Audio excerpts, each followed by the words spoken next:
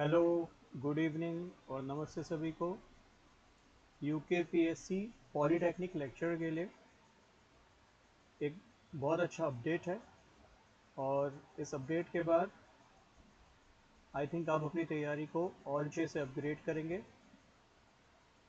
आज हम चर्चा करेंगे क्योंकि यूकेपीएससी ने अपना नया एग्ज़ाम कैलेंडर निकाला है और क्या इसकी डेट है, कैसे प्रिपेयर करेंगे, क्योंकि इस एग्ज़ाम में विशेषकर मैं केमिस्ट्री की जो तैयारी कर रहे हैं उनके लिए, क्योंकि इसमें उनका इंग्लिश कंपलसरी है। बाकी आपका जो इंजीनियरिंग वाले पोस्ट हैं उसकी अगर मैं आपसे चर्चा करूं तो उसमें हिंदी और उनका जो सब्जेक्ट है वही उनको तैयार करना है, और जिनके पास फिजिक्स केमिस्ट्री और उसके अलावा एक दो टॉपिक और हैं उसके लिए इंग्लिश भी कंपलसरी है। और बहुत अच्छा मौका है क्योंकि अब एग्ज़ाम डेट भी क्लियर हो गई है, मतलब नेक्स्ट ईयर तक ये वैकेंसी पूरी क्लियर हो जाएगी। और आई थिंक ये एग्ज़ाम डेट देखकर खुद को मोटिवेट करने का टाइम आ चुका है। पूरा जो एग्ज़ाम कैलेंडर है वो मैंने टेलीग्राम पे अपग्रेड कर दिया है, आप वहाँ पे जाके देख सकते हैं।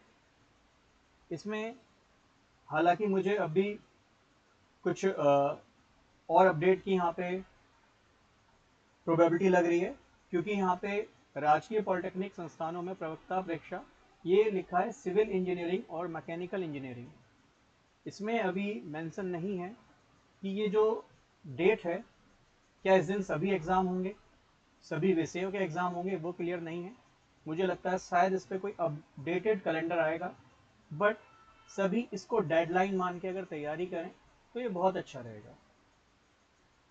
और इससे पहले आप सभी ने सीनियर साइंटिफिक असिस्टेंट का एग्ज़ाम जिन जिन ने फिल किया है वो मान के चलिए, क्योंकि पद 4 ही हैं, सिलेक्शन होने की प्रोबेबिलिटी बहुत रेयर है, बट हाँ एक बहुत अच्छा मौका है, क्योंकि आप उसको एक ऐसा मान के चल सकते हैं कि प्री है आपका, है ना, आपके लिए बिल्कुल एक मैच है। उसको आप वनडे मान लीजिए, वनडे मैच की तरह उसको बिल्कुल एग्जाम को दीजिएगा। होता है बहुत अच्छी बात, नहीं होता है ना, क्योंकि वो एग्जाम 22/11 मतलब 22 नवंबर इसी साल है।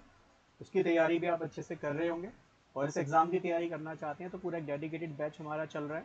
केमिस्ट्री और फॉरेंसिक साइंस पूरा सिलेबस कराया जाएगा विद टेस्ट सीरीज।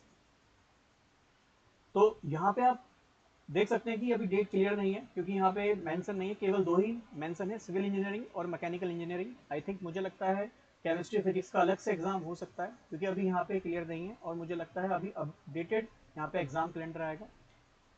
आप इसी को डेडलाइन मान के तैयारी करिए। क्यों? क्योंकि यहाँ साफ लिखा है कि जो 23 फरवरी है इस दिन आपका सामान्य हिंदी और सामान्य अंग्रेजी का पेपर है। और मैंने अभी आपको बताया सामान्य अंग्रेजी जो है ये केवल फिजिक्स केमिस्ट्री और कुछ अन्य सब्जेक्ट हैं, है ना, उनके लिए है। तो डेट मीन्स हिंदी और अंग्रेजी का पेपर अगर 23 तारीख को है तो प्रोबेबिलिटी है, क्योंकि यहाँ पे शायद ये लिखा गया है, पर प्रोबेबिलिटी है कि 22 को ही शायद सारे ही एग्जाम हो जाए, है ना, चाहे वो केमिस्ट्री फिजिक्स है। बट इस तरह का एग्जाम एक बार यूपी में भी हुआ था, तो उसमें अलग अलग डेट्स पे अलग अलग एग्जाम हुए थे, है ना। इंजीनियरिंग के अलग हुए थे, फिर सब्जेक्ट स्पेसिफिक अलग हुए थे, फिर इसमें कुछ इंग्लिश के पद थे तो इंग्लिश के अलग डेट पे हुए थे। तो मे भी हो सकता है जो भी क्लैरिफिकेशन आएगा मैं आपको बताऊंगा, बट अपनी तैयारी को 22 फरवरी एज अ डेडलाइन मान के चलेंगे। और आज से आप देख सकते हैं कितने दिन रह गए। आज 2 सितंबर है, 28 दिन सितंबर के रह गए, ठीक है। अक्टूबर के 30 दिन हो गए, नवंबर के 31 दिन हो गए, सॉरी, अक्टूबर के 31 हो गए, नवंबर के 30 हो गए, जनवरी के 31 दिन हो गए, ठीक है। दिसंबर और जनवरी के 31 दिन, तो ये हो गया आपका सितंबर, अक्टूबर, नवंबर, दिसंबर, जनवरी। और फेब में आपका 22 को एग्जाम है, तो 21 का 20 मान के चलिए, क्योंकि कई बार एग्जाम दूर होता है तो एक दिन पहले में जाना पड़ता है। तो आप देख सकते हैं लगभग ये आपके पास कितने दिन बचे, ये हो गए लगभग लगभग आपके पास ये हो जाएंगे 8 2 10, ये हो गए 150 और 170 दिन मान के चल सकते हैं, है ना। तो अप्रोक्स आपके पास 170 डेज हैं, ठीक है। और 170 डेज आई थिंक बहुत सफिशियंट है तैयारी करने के लिए, और बहुत अच्छे से आप अपनी तैयारी को यहाँ पे कर सकते हैं, ठीक है। इसके बाद मैं आपसे बात करता हूँ, चर्चा करता हूँ आपके सिलेबस की। तो इसमें आप जानते हैं सामान्य हिंदी 100 मार्क्स की आती है, इसमें अधिकतम 100 अंक और 2 घंटे का एग्जाम। देखो जो आपका पेपर है ये प्रॉपर ऑब्जेक्टिव है, ऑब्जेक्टिव बेस है, 1 मार्क है, ठीक है। द्वितीय प्रश्न पत्र मैंने आपको बताया 23 फरवरी को ये दोनों एग्जाम, 23 फेब 2025 को दोनों ही एग्जाम है। तो मोस्ट प्रोबेबल है जो आपका विषय है, चाहे वो केमिस्ट्री फिजिक्स या भी कोई इंजीनियरिंग सब्जेक्ट वो प्रोबेबल है कि 22 फेब को ही हो सकता है ना, क्योंकि यहाँ पे क्लियर है, अभी सिविल और मैकेनिकल का बोल रहे हैं, बाकी जो भी क्लियर कंफर्मेशन आएगा वो देखेंगे। बट हाँ 22 फरवरी को आप डेडलाइन मान के चलिए, और आपके पास जो रिमेनिंग डेज हैं इसमें आप अच्छे से प्रॉपर तैयारी करिए। अभी लगभग आप मान के चलिए सितंबर, अक्टूबर, नवंबर, दिसंबर, जैन और छठे महीने में आपका एग्जाम है ना, तो हाफ ईयरली की तैयारी करनी है ऐसा मान के चलिए। द्वितीय प्रश्न पत्र जो अंग्रेजी का है पढ़ सकते हैं, केवल फिजिक्स, केमिस्ट्री, गणित और मॉडर्न ऑफिस मैनेजमेंट, ठीक है। और सेक्रेटरियल जो प्रैक्टिस पद हैं उनके लिए 100 मार्क्स का पेपर है, 2 घंटे का पेपर है, मतलब सफिशिएंट टाइम 120 मिनट में 100 क्वेश्चन करना है। तृतीय प्रश्न पत्र आपका सब्जेक्ट हो गया, 150 क्वेश्चन हैं, एक क्वेश्चन 2 मार्क्स का है और 3 घंटे यहाँ पे समय है, दैट मीन्स 180 मिनट में 150 क्वेश्चन, सफिशिएंट टाइम है, ठीक है। और नेगेटिव मार्किंग कितनी है सर? नेगेटिव मार्किंग यूकेपीएससी जो एग्जाम लेता है इसमें 1/4 ही रखता है, तो -1/4 या 0.25 मार्क्स, और 300 में कितना हो जाएगा? 0.5 मार्क्स की नेगेटिव मार्किंग आपको देखने को मिलेगी, ठीक है। बाकी आप साफ देख सकते हैं, नोट में लिखा भी है कि भौतिक, रसायन, गणित इन सभी के लिए आपका सामान्य अंग्रेजी कंपलसरी है, और नेगेटिव मार्किंग इसमें कितनी है? 1/4 है, क्लियर लिखा है। और उसके बाद जब आप क्वालिफाई करते हैं तो 50 मार्क्स का आपका इंटरव्यू भी है। तो अगर आप टोटल देखते हैं, ये आपका जो एग्जाम है 200, 350 और ये 400 मार्क्स का आपका एग्जाम रहेगा विद इंटरव्यू, ठीक है। तो मान के चलिए अगर फेब में एग्जाम होता है, ठीक है, तो 2-2.5 महीने में आपका जो है प्रीलिम्स का रिजल्ट आता है, और जब प्रीलिम्स का रिजल्ट आता है तो मान के चलते हैं कि जो इंटरव्यू है वो हद से हद 15 to 1 मंथ है ना, 15 डेज में या 1 मंथ में आपका मेंस का एग्जाम हो जाता है, और जब मेंस हो जाता है तो उसके बाद जो फाइनल रिजल्ट है उसमें ज़्यादा टाइम नहीं लगता है। तो मान के चलिए ये वैकेंसीज बहुत अच्छे से बहुत कम समय में कंप्लीट हो जाएंगी, मान के चलिए अक्टूबर तक शायद ये वैकेंसीज आपको कंप्लीट होकर ज्वाइनिंग भी मिल जाए, है ना। तो सफिशिएंट टाइम है आपके पास तैयारी का, तो भैया अगले साल नौकरी के लिए तैयार रहिए अगर आप फुल मेहनत करते हैं। तो इसलिए कह रहा हूँ कोशिश करें अपना, जब तक सीनियर साइंटिफिक असिस्टेंट का एग्जाम है उस तक कोशिश करें जितना उसका सिलेबस है वो कवर कर ले, क्योंकि बहुत सारा जो सिलेबस है वो ओवरलैप कर रहा है ना। हालांकि इसमें फॉरेंसिक साइंस का अलग से टॉपिक है, बट उसको हटा दिया जाए, केमिस्ट्री के पोर्शन को देखा जाए तो बहुत सारा केमिस्ट्री का पोर्शन आप तैयार कर सकते हैं, ठीक है। तो देखते हैं आपके पास जो सामान्य हिंदी है इसकी तैयारी कैसे करते हैं। सबसे पहली बात मुझे जो बहुत बेस्ट चीज़ लगी, उत्तराखंड ने जो हिंदी का सिलेबस है वो जिस भी एग्जाम में 100 मार्क्स की हिंदी आती है अपना सिलेबस क्लियरली मेंशन कर रखा है कि कौन सा टॉपिक कितने मार्क्स का आना है। तो किसी भी चीज़ में आपको दिक्कत नहीं होने वाली। जैसे आपको पर्यायवाची तैयार करना है तो आपको क्लियर पता है कि यहाँ पे 10 पर्यायवाची आपको देखने को मिलेंगे, विलोम शब्द देखने को मिलेंगे, मतलब 5 मार्क्स ईच कह सकते हैं। तो सबसे बेहतरीन चीज़ ये है।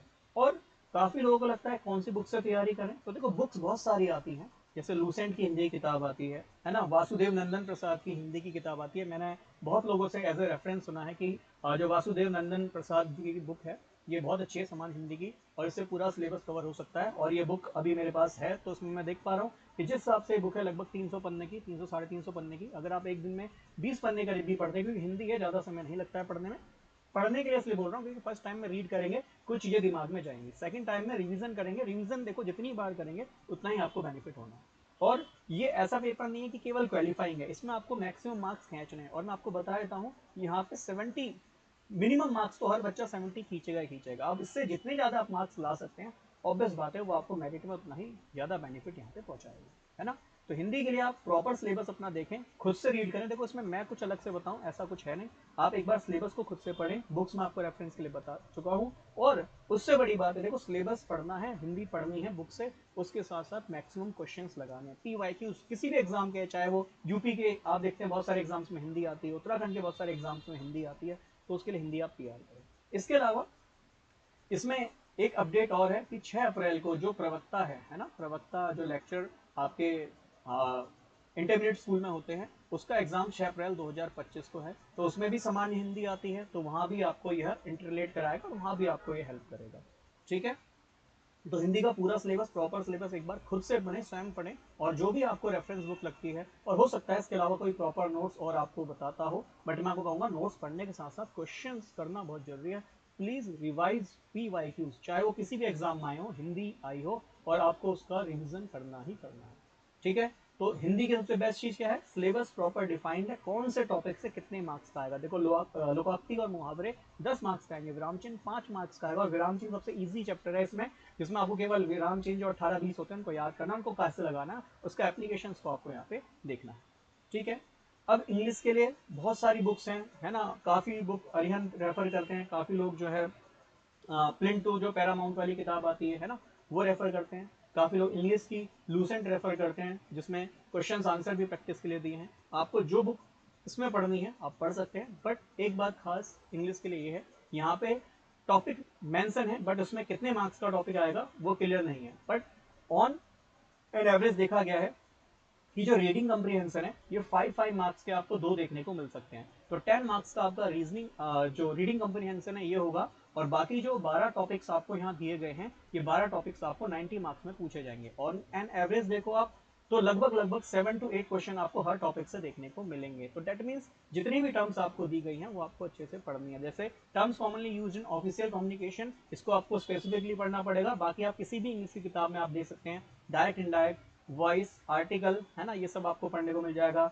सिंपल, कंपाउंड और कॉम्प्लेक्स आपके जो टेंस हो गए, वन वर्ड सब्स्टिट्यूशन हो गए, ठीक है। वन वर्ड सब्स्टिट्यूशन भी आप मान के चलिए वही 7 से 8 क्वेश्चन यहाँ से भी देखने को मिलेंगे। सिनोनिम, एंटोनिम, होमोनिम्स, है ना, यूज ऑफ करेक्ट प्रीपोजिशन। तो दैट मीन्स ये जनरल इंग्लिश है आपकी, है ना।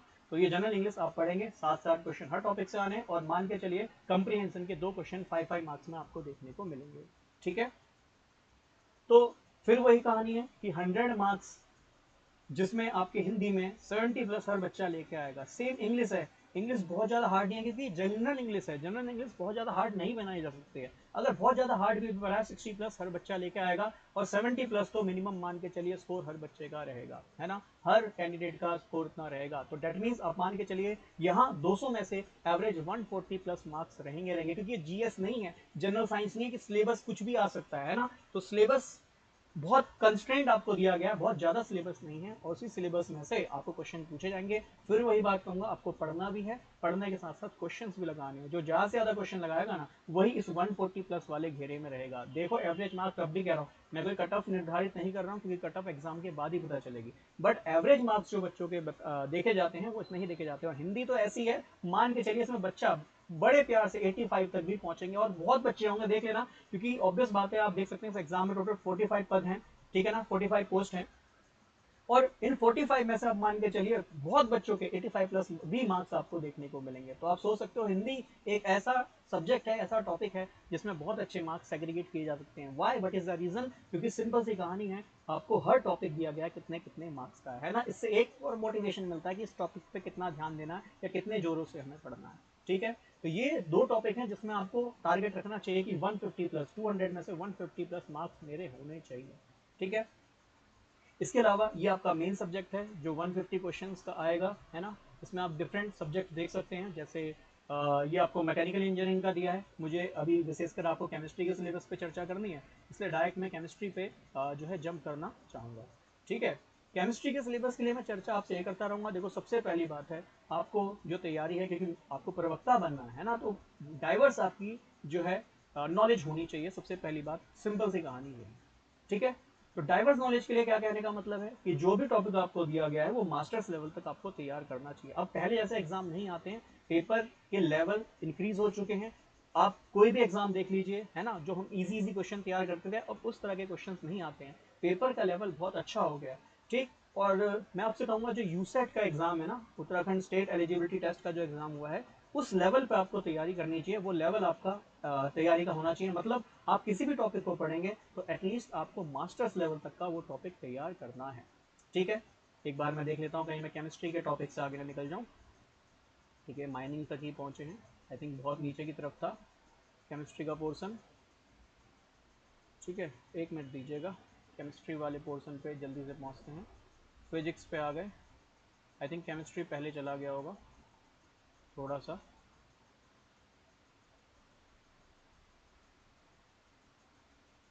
अच्छा, माइनिंग एंड सर्वे है, फिजिक्स, फिजिक्स के बाद आई थिंक केमिस्ट्री का पोर्सन दिया हुआ। यस, ये pharmaceutical chemistry, just a minute.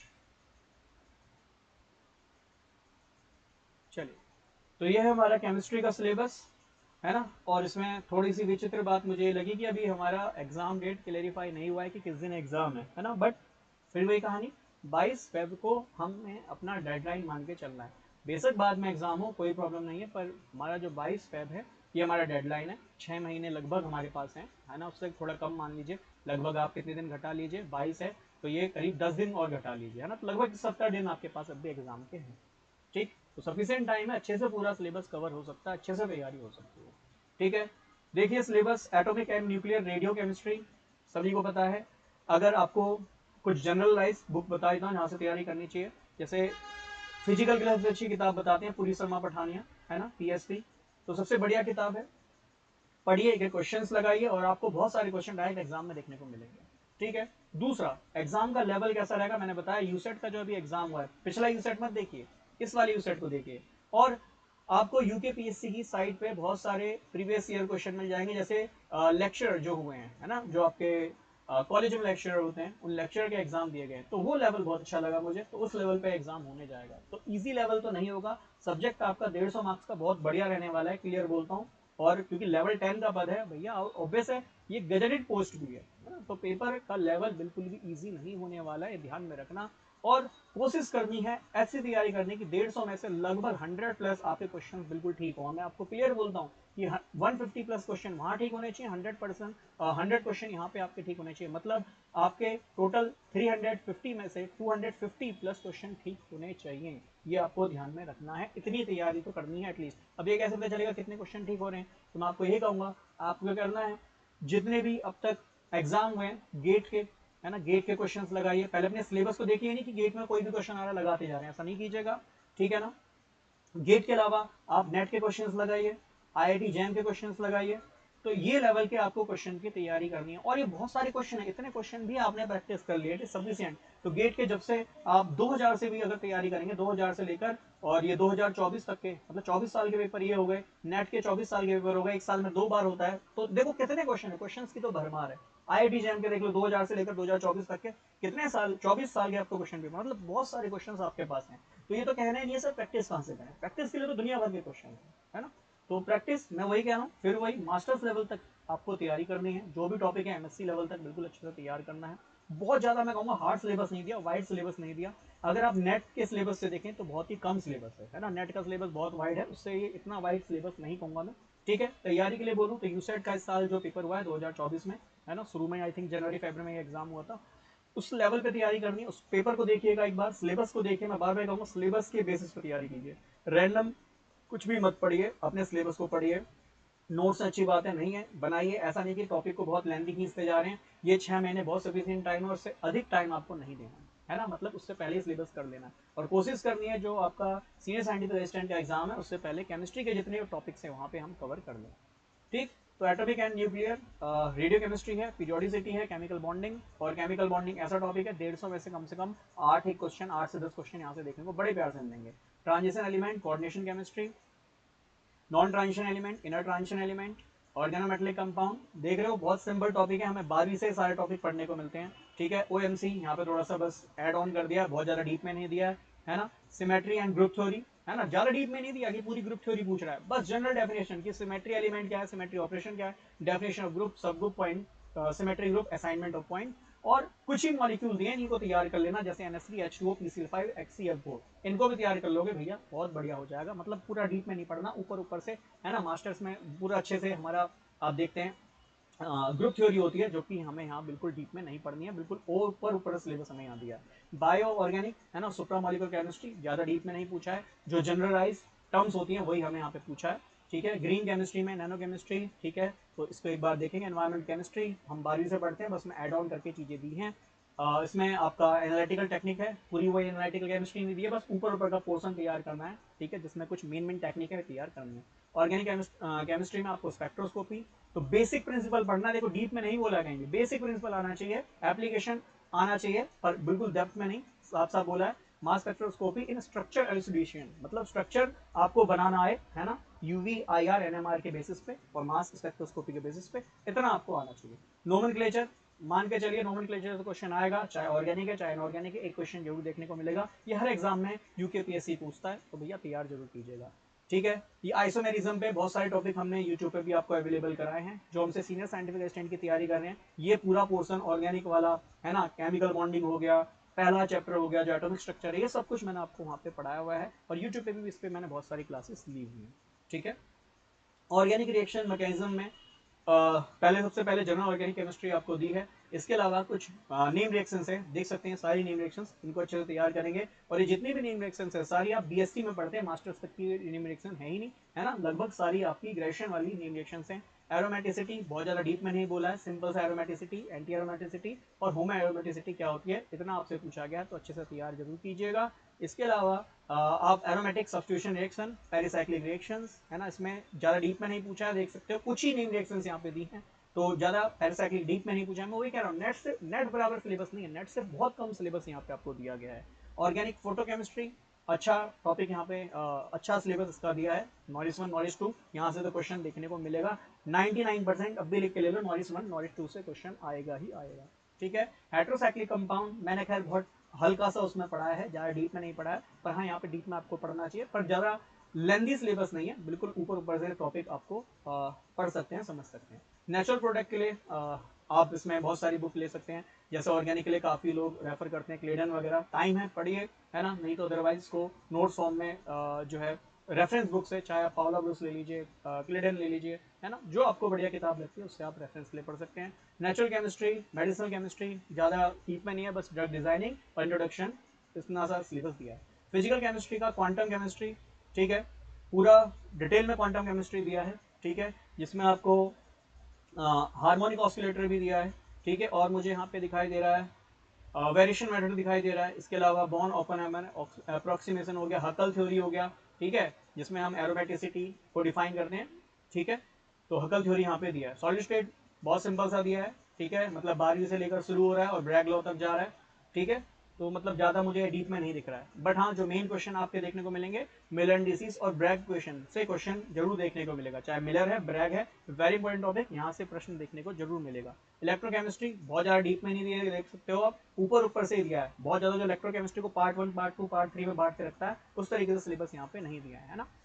Thermodynamics मैं फिर वही कहूँगा, बहुत ज़्यादा सिलेबस नहीं दिया है, ऊपर ऊपर मतलब बीएससी एमएससी के बीच का ये सिलेबस दिया है। स्टैटिस्टिकल थर्मोडायनेमिक्स थोड़ा सा दिया है, केमिकल काइनेटिक्स ज़्यादा डीप में नहीं कहूँगा, सॉल्यूशन जनरल 12वीं वाला और उसके बाद वाला, है ना, मतलब केमिकल इक्विलिब्रियम वाला पोर्शन दिया। स्पेक्ट्रोस्कोपी ये आपका फिजिकल स्पेक्ट्रोस्कोपी की बात कर रहा है, तो उसमें एनएमआर वगैरह, ईएसआर वगैरह और रमन दिया है, ठीक है, और फिजिकल केमिस्ट्री और पॉलीमर ये थोड़ा सा सिलेबस अच्छा दिया है, ये थोड़ा नेट लेवल तक का सिलेबस मुझे देखने को मिल रहा है। Surface chemistry and colloids, surface chemistry मतलब वही जो हम एमएससी के बिल्कुल बेसिक्स पढ़ते हैं, बिल्कुल वही कहानी यहाँ पे दी है, ठीक है, तो बहुत ज़्यादा डीप सिलेबस नहीं कहूँगा, आप देख सकते हैं जिन्होंने तैयारी करी है, ठीक है, चाहे गेट की नेट की, आप देख सकते हैं गेट नेट का सिलेबस बहुत वाइड है, उतना वाइड सिलेबस नहीं है, है ना, बहुत पैनिक वाला सिलेबस नहीं है, 6 महीने में बिल्कुल अच्छे से तैयार किया जा सकता है। या मैं बोलूँ जो आपके पास 170 डेज हैं, इन 170 डेज में ये सिलेबस अच्छे से तैयार किया जा सकता है ना, तो भैया it is the high time, ये बहुत हाई टाइम है। पहले सीनियर साइंटिफिक असिस्टेंट टारगेट है होना चाहिए, और उसके बाद फिर आपके पास वही 3-4 महीने जो बचते हैं उसमें आपका जो नेक्स्ट टारगेट है क्लियर होना चाहिए कि मेरे को भैया अगले साल जो वैकेंसी है इसमें मेरा नाम उस लिस्ट में आना चाहिए, ठीक है। तो सबसे पहले 350 मार्क्स, जिसमें 100 मार्क्स हिंदी बहुत इजी, 100 मार्क्स इंग्लिश, और 150 मार्क्स मतलब 300 मार्क्स आप कह सकते हो, सॉरी मैं यहाँ पे इसको 350 क्वेश्चंस के अकॉर्डिंग बता रहा था, है ना, तो क्वेश्चंस के अकॉर्डिंग है, ये ध्यान में रखिएगा, जो मैंने यहाँ 350 बताया था ये 450 का कर लीजिए, है ना, 300 400 500 सॉरी इसको 500 कर लीजिए, मुझे लगता है मैं ही थोड़ा सा मैथमेटिक्स गलत पढ़ रहा हूँ, ठीक है। तो एक क्वेश्चन के बेसिस पर था 100 100 और 150, ठीक है, और ये आपके मार्क्स के बेसिस पे हो गया, क्योंकि यहाँ क्वेश्चन जो है आपका टोटल 500 मार्क्स हो गया, 550 मार्क्स का आपका टोटल जो है एग्जाम होगा, ठीक। तो तैयारी जो करनी है इस तरीके से भी करनी है कि नेगेटिव मार्किंग भी है, ध्यान में रखिएगा, काफ़ी लोग भूल जाते हैं, ठीक है, तो 70% यहाँ पे मिनिमम आपके आने ही चाहिए, 70% यहाँ मैं ओवरऑल बोलूँ तो 1 आपके 50 मार्क्स प्लस इसमें होने चाहिए, और 100 क्वेश्चन यहाँ पे ठीक होने चाहिए, इस तरीके से तैयारी करनी। मैं कोई कट ऑफ नहीं बता रहा हूँ, फिर वही बात बोल रहा हूँ, काफी लोग पता नहीं इतने नेगेटिव होते हैं कि वो करंट कमेंट में मैसेज कर देते हैं कि सर आप तो अभी से कट ऑफ बता दिए, अभी तो एग्जाम ही नहीं हुआ। अरे भाई मैं कट ऑफ नहीं बता रहा हूँ, मैं आपको बता रहा हूँ टारगेट क्या होना चाहिए कि 150 मार्क्स का यहाँ टारगेट है और 100 मार्क्स का यहाँ टारगेट है, एटलीस्ट 350 जो क्वेश्चन है उसमें से आपके कम से कम 250 प्लस क्वेश्चन ठीक होने चाहिए। और मैं आपको क्लियर बोल दूं, जो कट ऑफ जाएगी 267 प्लस मार्क्स जाएगी, चाहे पेपर कितना भी हार्ड आ जाए, ये बात ध्यान रखना, क्योंकि बच्चे बहुत धुरंधर हैं, बहुत अच्छे से तैयारी कर, ठीक है। तो 267 प्लस, क्योंकि एवरेज है, मैं अपनी मर्जी से नहीं बता रहा, ये मेरा अनुभव है, जितने एग्जाम्स आजकल हो रहे हैं उस बेसिस पे बता रहा हूँ, क्लियर बात बता रहा हूँ, जिस लेवल का एग्जाम है, जितने पद हैं और जितने लोगों ने भरा है, क्योंकि इसमें केवल उत्तराखंड के बच्चे नहीं है, है ना, इसमें पूरे देश से बच्चे हैं, मतलब जो आपके आसपास के स्टेट हैं जिनको लगता है सुटेबली उत्तराखंड में जॉब कर सकते हैं,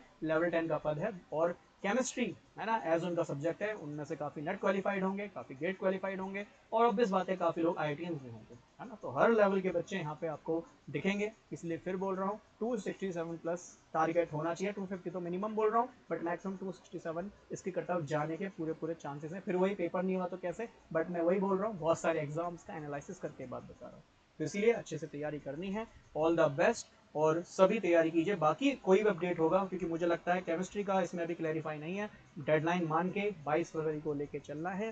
23 फरवरी को आपका हिंदी और इंग्लिश का एग्जाम है, तो डेडलाइन है 22 फेब 2025, और जो भी अपडेट होगा मैं आपको दूंगा। और अपडेट के लिए ऑब्वियस है जुड़ा रहना जरूरी है, तो इसलिए भैया सब्सक्राइब भी कर लें और लाइक भी कर लें।